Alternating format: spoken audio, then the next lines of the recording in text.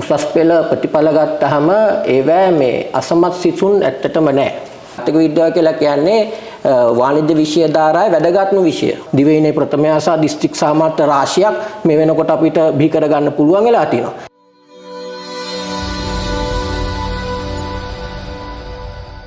සේපල අධ්‍යාපන ආයතනයත් සමග උසස් පෙළ හදාරන දරුවන්ට මුණ ගැහෙන ආර්ථික විද්‍යා ගුරුවරයා සමග තමයි අපි බහ කරන්න සූදානම් වෙන්නේ. ඉතින් හැම වසරකම පහේ දිස්ත්‍රික් ප්‍රථමයෙන් ඒ වගේම 2020 දිවයිනේ ප්‍රථමයා බිහි කරන්නත් උදව් වූ ගුරුවරයෙක්. ඉතින් අපි බලමු අද දවසේ අපිට මොනවද මේ ආර්ථික විද්‍යාව කියන විෂය ගැන. ආර්ථික විද්‍යාව හදාරන්න බලාපොරොත්තු වෙමින් ඉන්න දරුවන්ට සහ මේ වන විටත් ආර්ථික විද්‍යාව හදාරන දරුවන්ට ඒ වගේම මේ දරුවන්ගේ දෙමව්පියන්ට ලබා දෙන්න පුළුවන් පණිවිඩය මොකක්ද කියලා. ඉතින් අද දවසේ අපිත් එක්ක සම්බන්ධ වුණා චතුර ජයතිලක මහත්මයා. අයබෝවන්. ඉතින් මේ ආර්ථික විද්‍යාව කියන විෂය උසස් පෙළ හදාරන දරුවන්ට විශේෂයෙන්ම වාණිජ්‍යාංශයෙන් හදාරන්න බලාපොරොත්තු වෙන සහ මේ වන විටත් හදාරන දරුවන්ට ආර්ථික විද්‍යාව කියන විෂයේ තියෙන වැදගත්කම මොන වගේද? ඔව් ආර්ථික විද්‍යාව කියලා කියන්නේ අසීමිත මිනිස්සු මනා සීමිත සම්පත් වලින් සපුරා ගන්න යනකොට ඇතිවන හිගකම කියන මූලික කේන්ද්‍රීය ප්‍රශ්නයට පාරිභෝගිකයා, නිෂ්පාදකයා, ආයෝජකයා සහ අපි හැමෝම උත්තර හොයන ක්‍රමවේදය කියලා කිව්වොත් හරි. ආර්ථික විද්‍යාව කියලා කියන්නේ. ඒතර ආර්ථික විද්‍යාව ගැන අපි කතා කරොත් ලංකාවේ අධ්‍යාපන ක්‍රමවේදය තුල උසස් පෙළෙන් තමයි ආර්ථික විද්‍යාව උගන්වන්න පටන් ගන්නෙ. නමුත් මගේ පෞද්ගලික අදහස 6 ශ්‍රේණි ඉඳන් ආර්ථික විද්‍යාව උගන්වන්න ඕනේ කියන එක. ඒ කියන්නේ අපි දැන් වර්තමානයේ ආර්ථිකය ගත්තාම තියෙන ගැටලු සියල්ලම අවබෝධ කරගන්න. ඒකෙදී හැසිරෙන ආකාරය පිළිබඳ අවබෝධයක් ලබා ගන්න ආර්ථික විද්‍යාව වැදගත් වෙනවා. ඒ වගේම දැන් උසස් පෙළෙන් පස්සේ වෘත්තීය පාඨමාලාවකට ගියත් ආර්ට් කළත් බයෝ කළත් මැත්ස් කළත් ඔයාට අනිවාර්යයෙන්ම විශ්වවිද්‍යාලයේදී සහ වෘත්ති අධ්‍යාපනයේදී ඔයාට ආර්ථික විද්‍යාව කියන විෂය හම්බ වෙනවා. ඒකෙන් ආර්ථික විද්‍යාව උසස් පෙළෙන් කරන එක ඉතාම වැදගත් වෙනවා. ඉස්සරහට උසස් අධ්‍යාපනයේ නිරත වෙලා තමන්ගේ ජීවිතේ දිනන්න හිතාගෙන ඉන්න දරුවන්ට. දැන් ආර්ථිකය කියන විෂය මම හිතන්නේ ලංකාවේ මේ වෙනකොට වැඩිපුරම කතා වෙන වචනයක් විෂයක්. අපි නිවුස් එකක් ඇහුවත් පත්තරයක් බැලුවත් සමාජ මාධ්‍ය ගත්තත් මේ ආර්ථිකය පිළිබඳව විවිධ මත අපි දකිනවා ඉදිරිපත් කරනවා විෂය ප්‍රවීණයින් ඉදිරිපත් කරනවා දේශපාලඥයින් ඉදිරිපත් කරනවා. ඒ වගේම අපි පිටරටවල ආර්ථිකය ගැන කතා කරනවා ලංකාවේ ආර්ථිකය හා සංසන්දනය කරනවා. ඉතින් මේ වගේ මේ ආර්ථික කියන වචනය ගැන සහ ඒ සබ්ජෙක්ට් එක ගැන ලංකාවේ සමහර විට කෙනෙක් ඉගෙන ගන්න බය වෙන්න පුළුවන්. මේක මේ අපිට හරිම දුරස් විෂයක්. එහෙම නැත්නම් මේ විෂය සමත් වෙන්න අමාරු විෂයක්. එහෙම නැත්නම් ඒ සාමාර්ථයකට යන්න අමාරු විෂයක් කියලා කෙනෙක්ට හිතෙන්න පුළුවන්. මොකද ආර්ථිකය කියන වචනය ඇතුලේ අපි හිතනවා මේක අපිට ලේසියෙන් තේරුම් ගන්න පුළුවන් දෙයක් නෙවෙයි කියලා. ඉතින් සර් ගාවට එන දරුවෙක්ට උසස් පෙළ හදාරන්න සර් කොහොමද ඒ දරුවාට ඒ සාමාර්ථයක් වෙනකන් ඒ විෂය නිර්දේශات එක්ක ඒ දරුවාව අරගෙන යන්නේ? ඔව් දැන් අපේ පන්තිවල දැන් මෑත කාලේ මෑත වර්ෂ කිහිපයකම ගත්තාම අපි ගෲප් ක්ලාස් කරන්නේ ළමයි 30ක් වගේ තමයි පන්තියක ඉන්නේ. එතකොට අපේ උසස් පෙළ ප්‍රතිඵල ගත්තාම ඒවැ මේ අසමත් සිසුන් ඇත්තටම නැහැ. මේක හොයලා බලන්න පුළුවන්. ඒ වගේම සාමාර්ථත් නැහැ. ඒක මම කියන්නේ මහ ලොකු වීරකමක් කියලා. මොකද ඒකක් ගන්න දරුවෙක් ඉන්නේ පන්තියකට අපි ගුරුවරයා වශයෙන් දැනගන්න ඕනේ එකක් අරන් දෙන්න. නමුත් අපිට පුළුවන් වෙලා තියෙනවා සාමාර්ථ සහ සාමාර්ථ නැතුව ABC කියන සාමාර්ථ වලින් අපේ දරුවන්ව පාස් කරන්න. එතකොට දැන් අපි ගාව තියෙනවා තියරි වල ක්‍රමවේදයක් පන්තියේ නිබන්ධනය අවසන් කළාට පස්සේ සම්පූර්ණ නිබන්ධනයම අපි පන්තියේ වෙලාවෙම පාඩම් කිරීමක් කරනු ලබනවා.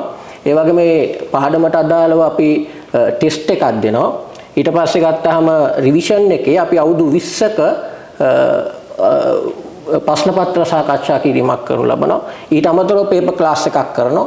ඊට පස්සේ අපේ ටර්ම් ටෙස්ට් සිස්ටම් එකක් තියෙන ඒ අනුව ටර්ම් ටෙස්ට් මාලාවක් අරන් යනවා.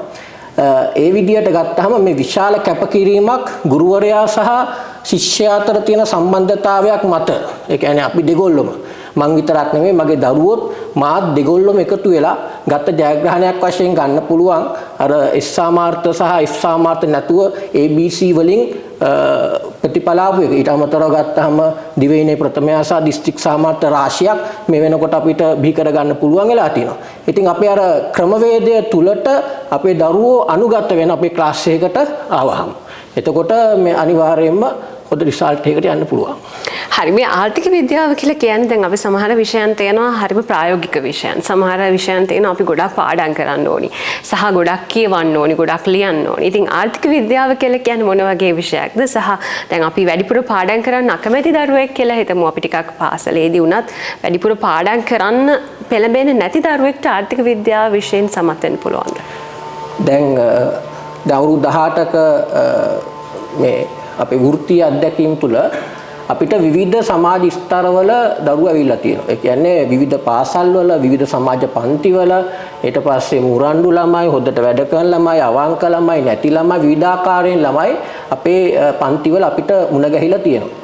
එතකොට දැන් මට විශේෂ හැකියාවක් තියෙනවා මගේ පන්තියට කොහොම දරුවෙක් ආවත් මේ මට අවනත කරගන්න මට මෙල්ල කරගන්න මට හැකියාවක් තියෙනවා. ඒකට මම පොඩි දෙයක් කියන්නම්. ඒ කියන්නේ දැන් ඒ වගේ දරුවෙක් ගත්තාම ඒගොල්ලන්ට චෝදනා විතරයි ඇහෙන්නේ. තමන්ගේ අම්මා ගත්තොත් බයිනෝ, තාත්තා ගත්තොත් බයිනෝ, ඉස්කෝලේ ගුරුවරයා බයිනෝ. ඒගොල්ලන්ට සවන් දෙන්න කවුරුත් නැහනේ.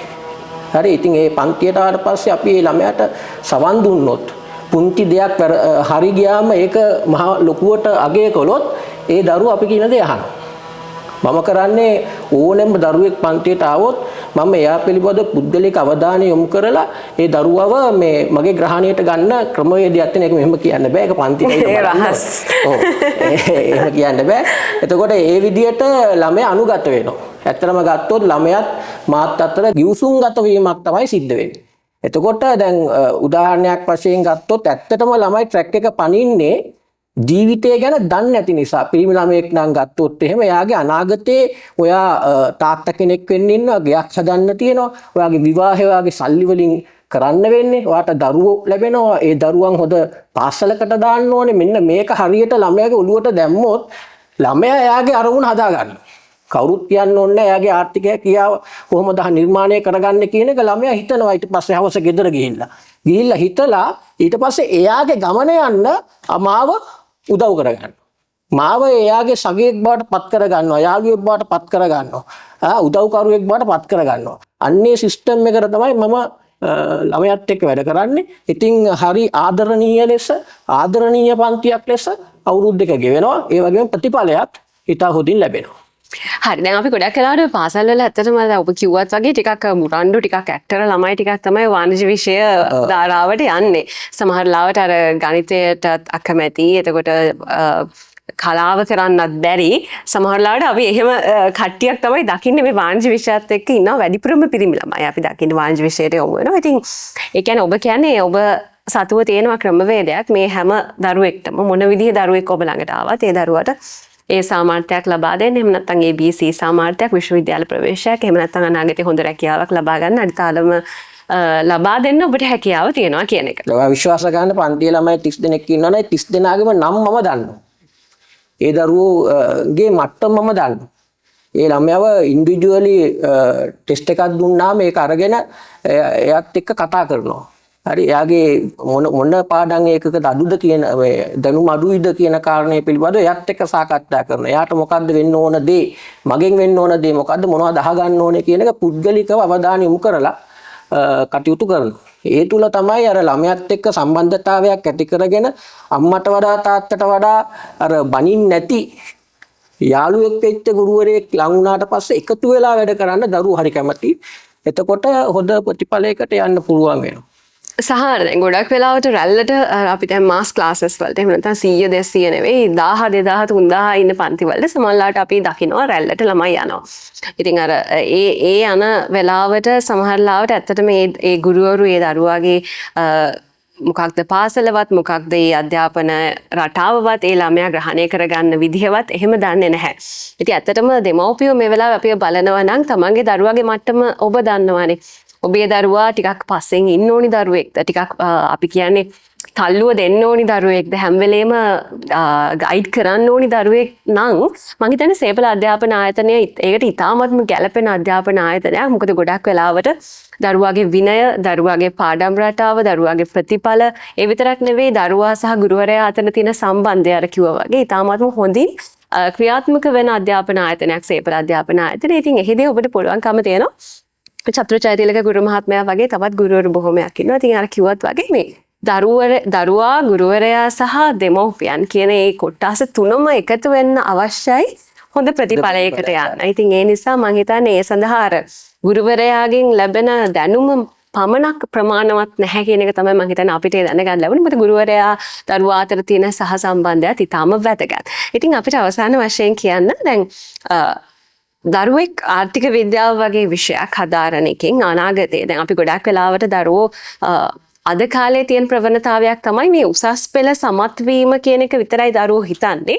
සමහරවිට මේ විශ්වවිද්‍යාල ප්‍රවේශය ගැන ලොකු බලාපොරොත්තු තියාගන්නේ නැහැ. ඊට පස්සේ ඔවුන් බලනවා විදේශගත වෙන්න, තව මොනවා හරි විභාග කරලා ඔවුන්ගේ ආර්ථික මට්ටම හදාගන්න රැකියාවලට යන්න හිතනවා. ඉතින් එතකොට මේ ආර්ථික විද්‍යාව වගේ විෂයක් උසස් පෙළට හදාරන දරුවෙක්ට ඒ වගේ අවස්ථා මොනවද තියෙන්නේ? ආර්ථික විද්‍යාව කියන එක දැන් ඒ ලෙවල් වලින් පටන් ගත්තට ඕනම විෂය ක්ෂේත්‍රයක් ටික් ගත්තත් බයෝ ගත්තත් ඊට පස්සේ මැත්ස් ගත්තත් ඊට පස්සේ IT පැත්තෙන් ගත්තත් ආර්ථික විද්‍යාව නැතුව ඒ විෂය පාඨමාලාවක් කොහෙත්ම යන්නේ නැහැ. ආර්ථික විද්‍යාව කියන්නේ ආර්ථික තීරණනේ ඔය කොතන වුණත් ගන්නෙ. හරිද? මොන විෂය ප්‍රවීණයක් වුණත් වැඩක් නැහැ, වෘත්තිකයෙක් වුණත් වැඩක් නැහැ. මේ අවශ්‍ය ආර්ථික තීරණයේ අදාළ ව්‍යාපාර ලෝකෙම තියෙන ආර්ථික විද්‍යාව කියලා කියන්නේ වාණිජ්‍ය විෂය ධාරාවේ වැදගත්ම විෂය. ඒ වගේම මිසෙඩ්ඩාගේ වැඩිම විෂය. ඔබට කැම්පස් එකකට යන්න ඕන නම් හොඳ විශ්වවිද්‍යාලයකට යන්න ඕන නම් ආර්ථික විද්‍යාව සඳහා තමයි වැඩිම ලකුණු ගන්න ඕන. ඒ අනුව තමයි විශ්වවිද්‍යාලයේ තීරණය. ඒ කියන්නේ මම කියන්නේ ජපුර කොළඹ වගේ විශ්වවිද්‍යාලය ගන්න ඕන නම් ඔය ස්කෝ කරන්න ඕනේ ආර්ථික විද්‍යාව කියන විෂයට. එතකොට දැන් මම අර ඉස්සෙල්ලා කිව්වා වගේ ඔයාට ඉස්සරහට හම්බ වෙන ඕනම විෂයක් හදාරන්න ගියොත් ඕනම වෘත්තීය පාඨමාලාවක් ඕනම උපාධියක් ඒ කොතන මොන විෂය කළත් පාඨමාලාව කළත් ආර්ථික විද්‍යාව ඔයාට හම්බ වෙනවාමයි. ඒකින්ද ආර්ථික විද්‍යාව ඉගෙන ගන්න එක උසස් පෙළින් පටන් ගත්තාම ඒ දරුවන්ට ඕනම විෂය ධාරාවක් නැත්නම් වෘත්තීය පාඨමාලාවක් උපාධියක් හදාරන්න ඉතා පහසු වෙනවා. ඉතින් බොහොම ස්තුතියි චතුර ජයතිලක ගුරු මහතාට. ඉතින් අද දවසේ අපිත් එක්ක කතා බහට එකතු වුණාට ඉතින් ඔබට ආරාධනා කරනවා තවත් විස්තර දැනගන්න ඔබට පුළුවන් මේ පන්ති පැවැත්වෙන වෙලාවල් සහ දින සහ අනිකුත් ගුරුවරු ගැනත් සේපල අධ්‍යාපන ආයතනයත් සමග එකතු වෙන්න. ආයුබෝවන්.